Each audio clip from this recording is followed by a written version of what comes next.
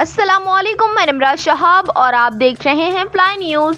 दरिया खान मरी के नवाही गांव हाजी मेर दीन कासकेली के रिहायशियों हाजी मेर दीन कासकेली, गुलाम रसूल कासकेली, नियाज अली कासकेली ने नेशनल प्रेस क्लब में प्रेस कॉन्फ्रेंस करते हुए कहा कि हमारा भाई सज्जाद अली कासकेली गलत लोगों की सोहबत की वजह से नाफरमान हो गया और लोगों से झगड़े और पैसों के लिए लेन देन कर रहा है, जिसका वो खुद जिम्मेदार है।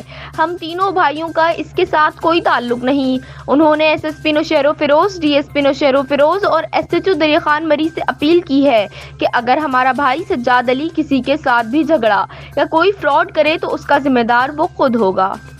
मां नाले हाजी मेहरदीन कासकेली पुट मोहम्मद अली जो पंहिंजे ॿिनि भाउरनि समेत नियाज़ अली ऐं गुलाम रसूल सां गॾिजी करे कॉन्फ्रेंस कयां थो त भाउ असांजो सजाद अली जेको असांजे चवण में हिन वक़्तु न आहे ऐं ग़लति माण्हुनि जी सोबत में अची वियो आहे।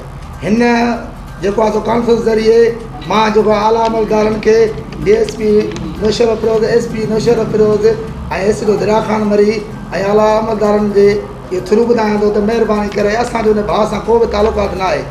को फॾा फसाद या को बि करे थो उनजो ज़िम्मेवार पाण आहे। जेका ॾेती लेती कंहिंसां करे थो त उनजो ज़िम्मेवार हू पाण आहे। हिन तारीख़ ते 14 तारीख़ ते मां 6 महीने में मां हीउ पंहिंजो ऐलान थो कयां त मुंहिंजो हुन भाउ पंहिंजे सजाद अली सां को बि तालुक़ु न आहे। मां लातालकी ऐलान कयां थो जेको बि मसइलो मसाइल करे त उनजो ज़िम्मेवार पाण रहंदो।